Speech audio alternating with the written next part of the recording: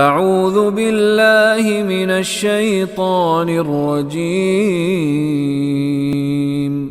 بسم اللہ الرحمن الرحیم بسم اللہ الرحمن الرحیم۔ یہ کلمہ دیکھیے بسم اللہ، یہ کلمہ بس جو ہے یہ بھی اس کو بھی انالیسس کرتے ہیں تو پتہ چلتا ہے کہ یہ کلمہ با جمع اسم سے مل کر بنا ہے۔ با کے معنی اردو ادب میں بھی دیکھیے، غور کریں تو ہم اردو ادب میں کہتے ہیں با جماعت، جماعت کے ساتھ، با ادب، ادب کے ساتھ، تو ہم کے ساتھ ترجمہ تو اردو میں بھی کرتے ہیں۔ با کے معنی تو ہو گئے کے ساتھ، باقی کلمہ رہ گیا سین اور میم۔ سین کے اوپر جزم ہے اور میم کے نیچے زیر ہے۔ با کو اگر الگ کر دیا ہے تو سین پہلا کلمہ بن گیا، اس کے اوپر جزم ہے۔ جس کے اوپر جزم ہے وہ تو کسی بھی زبان میں بولا نہیں جاتا، وہاں پہ تو سکون آ گیا ہے، اس نے تو بولا نہیں جانا۔ اس کو پرونونس کرنے کے لیے عرب ایک الف کا اضافہ کر دیتے ہیں۔ اب یہاں پر اگر ایک الف کا اضافہ کر دیں تو یہ کلمہ بن جائے گا اسم، بے اسم نام کے ساتھ۔ محمد ابن عبداللہ، محمد کا کلمہ الگ کر دیں تو بے کے اوپر تو جزم ہے، یہ تو بولا نہیں جائے گا، باقی رہ جائے گا نی عبداللہ۔ نی تو کوئی کلمہ نہیں ہے، یہ تو ایک آواز ہے، صرف حرف ہے، اس کے تو کوئی معنی نہیں ہو سکتے۔ اس کو پرونونس کرنے کے لیے با کو، جس کے اوپر جزم ہے، ایک الف کا اضافہ عرب کرتا ہے ابن عبداللہ، عبداللہ کا بیٹا، معنی پورے ہو گئے۔ اسی طرح ہم اس کے ساتھ بھی سین کے اوپر چونکہ جزم آئی ہے، یہ پہلا حرف بن گیا با کو الگ کرنے کی وجہ سے۔ اب اس کے اوپر جب ہم ایک الف کا اضافہ کریں گے تو یہ کلمہ بامعنی بن جائے گا اسم۔ اسم کے معنی نام، اردو میں بھی ہم کہتے ہیں آپ کا اسم مبارک، آپ کا نام کیا ہے؟ بسم، نام کے ساتھ۔ کس کے نام کے ساتھ؟ آگے کوئی اسم آ رہا ہے، وہ ہے اللہ۔ بسم اللہ۔ نبی اکرم صلی اللہ علیہ وسلم کے زمانے میں عرب لوگ اللہ کے لیے کلمہ الہن استعمال کرتے تھے، تو وہ جو الہن وہ تو اس طرح لکھا جاتا ہے، ایک الف یہ ہے، ایک لام کے اوپر کھڑی زبر۔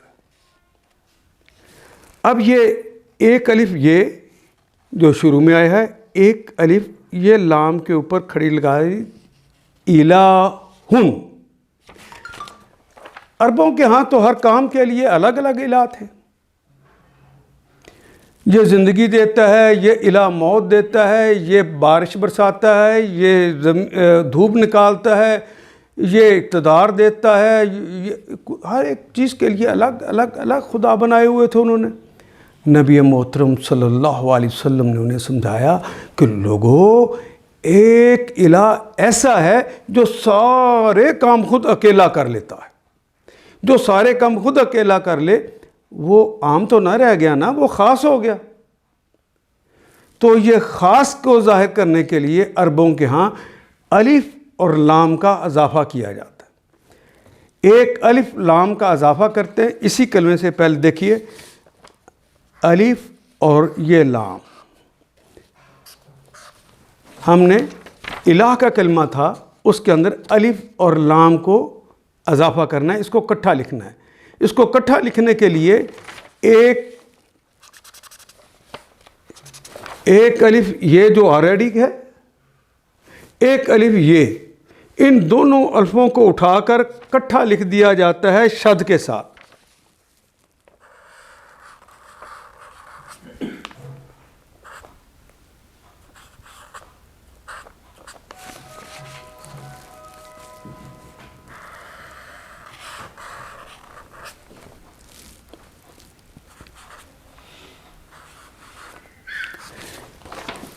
یوں شد کے ساتھ اکٹھا کر دیا، یعنی اس الف کو اور اس الف کو اور اس الف کو دونوں کو اکٹھا کر کے یہاں لکھ دیا. اور عربوں کے ہاں ہماری زبان میں بھی ایک کلمے کو 2 دفعہ بولنا ہو تو اس کی جگہ پہ 2 کلمے ہوں، اس کو اکٹھا لکھنا ہو تو شد لگا دیتے ہیں. تو شد لگا کر ایک الف یہ والا، ایک الف یہ والا، اس کو اکٹھا یہاں لکھ دیا. اور اس کے ساتھ الف لام یہ جو پلس کرنا تھا، اس طرح الف اور یہ لام اس کے ساتھ پلس کر دیا. دیکھیے یہ کلمہ اللہ بن گیا. اس طرح اللہ بنا ہے. خاص الہ عام الہ نہ رہا. بسم اللہ، اللہ کے نام کے ساتھ، اللہ کے نام کے ساتھ. بے کا معنی تو کے ساتھ ہو گیا. اسم کا کلمہ اس کے ساتھ تو الف لام نہیں لگا ہوا، یہ نکرہ ہے. اور اللہ کا کلمہ یہ تو معرفہ ہے. نام سارے ہی معرفہ ہوتے ہیں. تو پہلا نکرہ ہو، دوسرا معرفہ ہو. تو ہم نے پڑھ رکھا ہے کہ ترجمہ کرتے ہوئے درمیان میں کا، کے، کی کا اضافہ کرتے ہیں. بسم اللہ، اللہ کے نام کے ساتھ، اللہ کے نام کے ساتھ. کون اللہ؟ اب چونکہ اللہ کا کلمہ ان کے لیے ایک جدید چیز تھی تو انہوں نے کہا کون اللہ؟ تو ان کی صفت جو پہلے بیان کی وہ ہے الرحمن. رحمان کا کلمہ بھی آپ کو پتہ ہے کہ الف لام جو شروع میں لگ گیا ہے یہ تو خاص کرنے کے لیے ہو گیا. باقی کلمہ رہ گیا رحمان، رحمان. ہر کلمے کا ایک وزن ہوتا ہے. فعل، اس نے ایک فعل کیا. اگر یہ کلمہ فعیل بھی ہو جائے تب بھی اس کا مطلب ہوگا اس ایک مذکر نے فعل کیا. فعولا تب بھی، کیونکہ سٹرکچر ٹوٹا نہیں ہے، فے عین لام ہی رہا ہے. فے عین لام. فعلا اس نے فعل کیا. ضربا اس نے مارا. رحیمہ فعیلا اس ایک مذکر نے رحم کیا. جس طرح ہم کہتے ہیں کاروما فعولا. جتنے بھی کلمات آئیں گے اس کے اوپر اس کا معنی اس ایک مذکر نے وہ فعل کیا. کاروما اس ایک مذکر نے مہربانی کی. اب اس کو اگر ہم تبدیل کر دیتے ہیں، تھوڑا سا سٹرکچر تبدیل کرتے ہیں تو معنی بھی ساتھ. فاعل اردو میں بھی استعمال کرتے ہیں. فاعل فے عین لام کے درمیان ایک الف کا اضافہ کر کے اب یہ ایک نیا سٹرکچر بن گیا ہے. تو جتنے کلمات بھی فاعل کے وزن پہ آئیں گے ان سب کے اندر اردو ادب کے اندر جس طرح ہم پڑھتے ہیں فاعل کہتے ہیں کام کرنے والے کو، تو کام کرنے والے کے معنی خود بخود پائے جائیں گے. کاتبا اس ایک مذکر نے لکھا. کاتبن فاعل لکھنے والا. اسی طرح راحم رحم کرنے والا.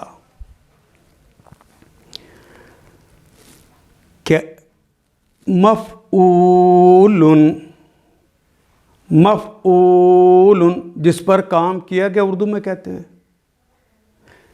یہ وزن جہاں بھی آئے گا مفعول تو وہی آئے گا جس کے اوپر کوئی کام کیا گیا. مکتوب جس پر کتابت کا کام کیا گیا. مرحوم جس پر رحم کا کام کیا گیا. تو یہ مختلف اوزان ہیں. اپنے اوزان اپنے اندر خاص معنی رکھتے ہیں. انہی کے ذریعے انشاءاللہ ہم آگے ترجمے کے اندر سہولتیں اور گہرائی اختیار کریں گے. یہ کلمہ آج ہم نے جو پڑھنا ہے وہ فعلان اسی کا طرح کا ایک وزن ہے. فعلان اردو ادب میں اسی وزن پہ آنے والے کلمات ہم ان کو پڑھتے ہیں جو عربی مبین کے ہیں دراصل لیکن اردو میں ہم ایسے ہی استعمال کرتے ہیں جس طرح طوفان، طغیان، غضبان، فیضان، فیضان، غضبان، یہ سارے کلمات ہم اردو ادب میں بھی ایسے استعمال کرتے ہیں۔ ہم ایک ایک کا انالیسس کریں گے تاکہ معنی کے اندر ڈوب کر غوطہ گنجانی کر کے ہم اصل معنی کے اوپر ٹھیک طریقے سے پہنچ سکیں۔ دیکھیے، جب ہم کہتے ہیں طوفان، طوفان کسے کہتے ہیں ذرا اپنے آپ سے پوچھئے۔ ہوا اگر چل رہی ہو تو کیا کہتے ہیں ہم اردو ادب میں؟ ہوا چل رہی ہے۔ اگر ہوا تیز چل رہی ہو تو پھر کیا کہتے ہیں اردو ادب میں؟ سوچئے ذرا۔ ہاں، ہوا تیز چل رہی ہے، ایسا ہی کہتے ہیں، اس کے لیے یہی کلمہ استعمال ہوتا ہے۔ ہوا بہت تیز چل رہی ہو تو پھر کیا کہتے ہیں؟ اردو ادب میں یہی کہتے ہیں، ہوا بہت تیز چل رہی ہے۔ لیکن ہوا کے اندر جوش، قوت، ولولہ اور بڑھ جائے، جو عام طور پہ چلتی ہوا اس کی حدوں سے باہر نکل آئے، زمین سے مٹی، ریت، پتے، چھوٹی موٹی چیزیں جو زمین پہ پڑی ہیں ان کو بھی ساتھ اٹھا کر چلنا شروع کر دے، پھر کیا کہتے ہیں؟ جی ہاں، اسے پھر ہم تیز ہوا نہیں کہتے، پھر ہم اسے آندھی کہتے ہیں۔ اگر اس آندھی کے اندر جوش، قوت، ولولہ اور بڑھ جائے اور ہر حد کراس کر دے تو پھر کہتے ہیں طوفان آ گیا ہے۔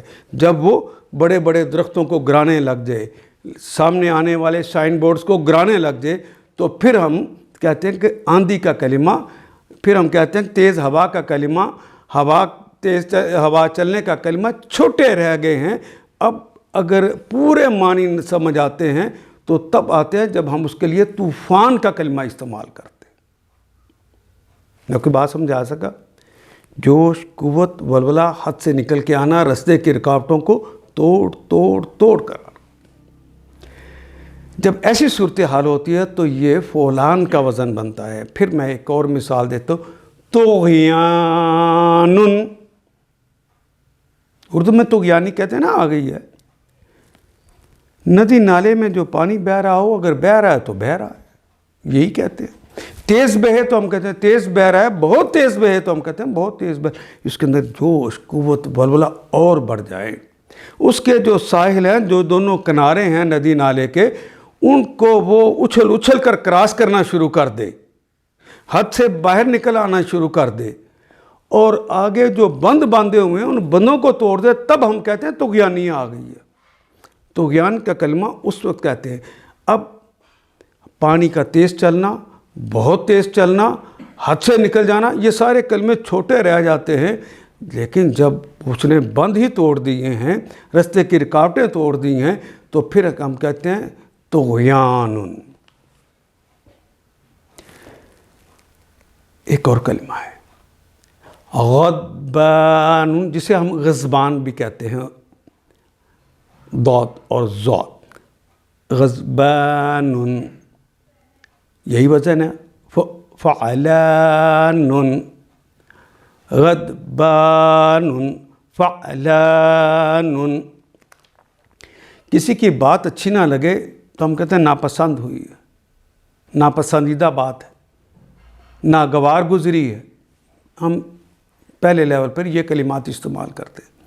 لیکن اس ناگواری میں، اس ناپسندیدگی کے اندر جوش، قوت، ولولہ اور بڑھ جائے تو یہ کلمات چھوٹے رہ جاتے ہیں۔ پھر ہم کہتے ہیں غصہ آ گیا ہے، لیکن غصے کے اندر جوش، قوت، ولولہ اور بڑھ جائے، حدوں سے نکل آئے تو بندہ گالم گلوچ پر بھی اتر آئے، مار پیٹ پر بھی اتر آئے، تو پھر ہمارے لیے غصے کا کلمہ بھی چھوٹا رہتا ہے۔ ہم کہتے ہیں غضب ہو گیا، وہ فلاں شخص اس وقت بڑا غضب میں تھا، لیکن وہ باقاعدہ مار پیٹ شروع کرے، لڑنا شروع کر دے، گالم گلوچ کرے، شرافت کی ساری حدود کو توڑ ڈالے۔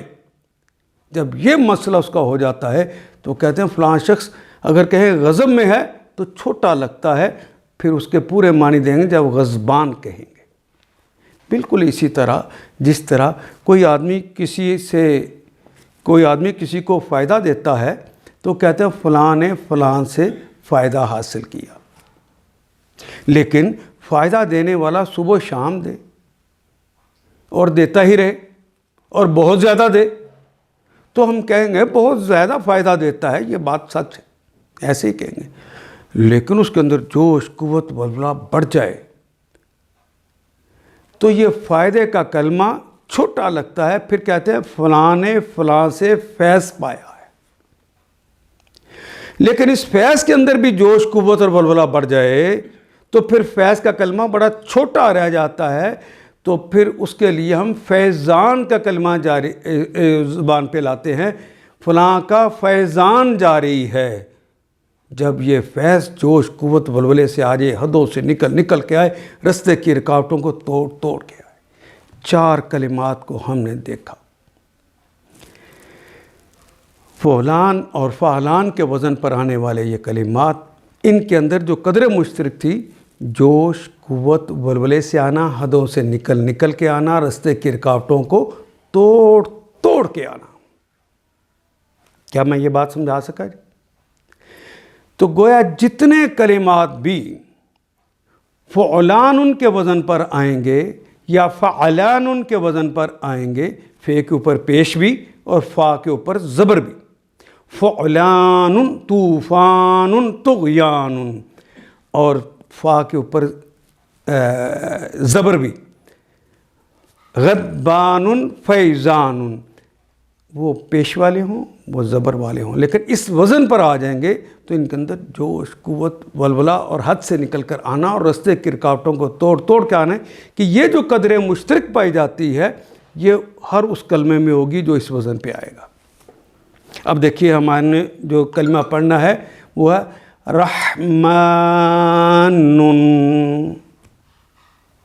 فعلان، غضبان، فیضان۔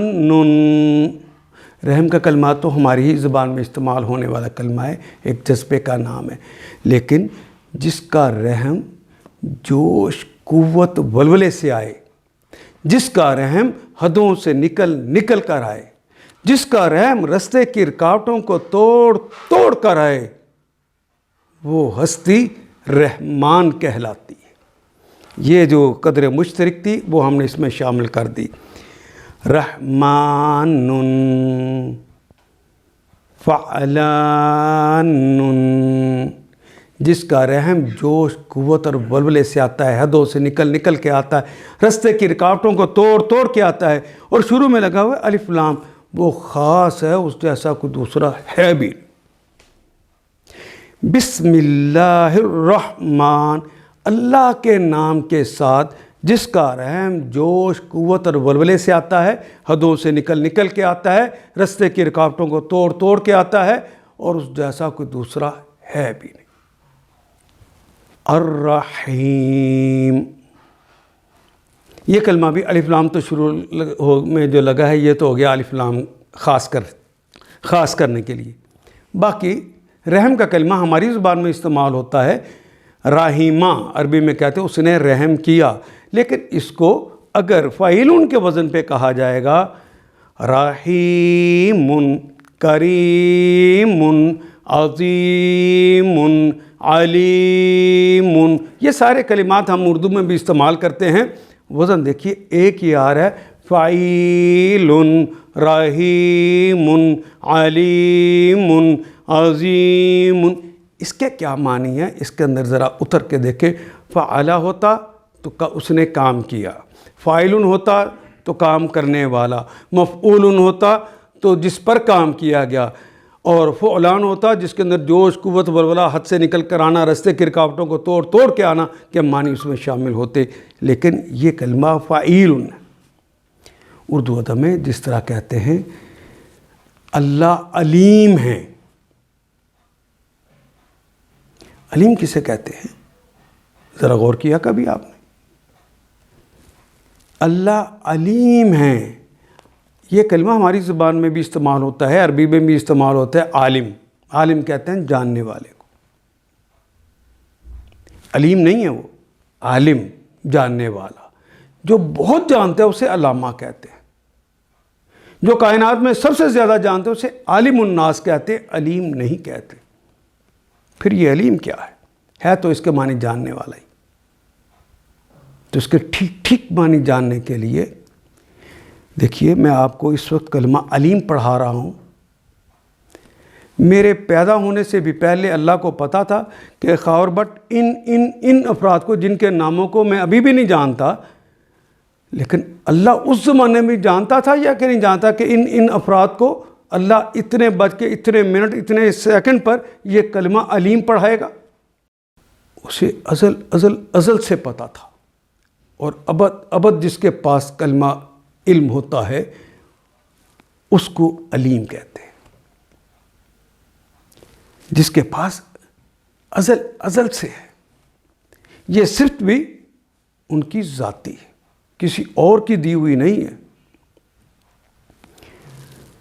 میں کوئی بات بتاؤں، میں کوئی بات نہ بتاؤں، میرے دل میں وہ بات ہو، وہ جان لیتا ہے یا نہیں جان لیتا؟ اس کو جاننے کے لیے کسی کے بتانے کی ضرورت نہیں ہوتی، اس لیے کہ اس کی ذاتی صفت جاننا، وہ جان جاتا ہے۔ علیم بذات صدور کا کلمہ اس لیے استعمال کرتے ہیں نا کہ وہ دلوں کے حال کو جانتا ہے، دلوں کے بھید کو پہچانتا ہے۔ تو علیم کے اندر دو معنی پائے گئے، ایک تو ازل سے اور ابد تک علم رکھنے والا، دوسرا وہ اس کا علم ذاتی ہوتا ہے، کوئی نہیں دیتا، کوئی نہیں اسے بتاتا۔ میں ایک اور کلمہ عرض کرتا ہوں، عظیم، ہم اردو میں بارہا استعمال کرتے ہیں۔ ہر شخص کی زندگی عبارت ہے عروج اور زوال سے۔ کچھ اسباب ہوتے ہیں جن کی وجہ سے اسے عروج ملتا ہے، پھر کچھ اسباب ہوتے ہیں جن کی وجہ سے یا پہلے اسباب چھن جاتے ہیں جس کی وجہ سے اسے زوال ہو جاتا ہے۔ اب دیکھیے، اللہ جل شانہ پر کبھی نعوذ باللہ کبھی ایسا وقت آیا کہ اللہ کی عظمت برقرار نہ رہی، اللہ عظیم نہ ہو؟ اللہ تو ازل ابد، جس کا نہ ازل نہ ابد، وہ ہمیشہ ہمیشہ کے لیے ہے، وہ تو ہمیشہ سے عظیم ہی ہے، بڑا ہی ہے، اور یہ صرف ان کی ذاتی ہے۔ میں اس کے نام کی مالا جپوں، میں اس کے سامنے سجدے میں پڑا رہوں، بلکہ پوری کائنات اس کے نام کی مالا جپے اور اس کے سجدے میں پڑی رہے، اس کی عظمت میں اتنا سا اضافہ کر سکتی ہے؟ اس کی وجہ سے کوئی اس کی عظمت کو فرق نہیں پڑتا، وہ ازل سے عظیم ہے، یہ صرف اس کی ذاتی۔ اور اس کے برعکس خدا نہ خواستہ میرے منہ میں خاک، میں یا پوری کائنات کے لوگ مل کر اس کی تنقیص کرے، اس کو ڈاؤن کرنے کی کوشش کرے، کوئی ایسے جملے کہیں، کوئی غلط باتیں کہیں ان کے متعلق، کیا ان کی عظمت میں ذرا سی بھی کمی کر سکتے ہیں؟ نہیں، ان کی عظمت ان کی ذات کی وجہ سے ہے، وہ ازل سے ہے اور ابد رہے گی۔ یہ دو چیزیں اس کے اندر پائی جاتی ہیں۔ یعنی علیم میں بھی پڑھا اور عظیم میں بھی ہم نے پڑھا کہ یہ صفتیں ان کی ایک تو ذاتی ہیں، دوسری ازل سے لے کر ابد تک ہے۔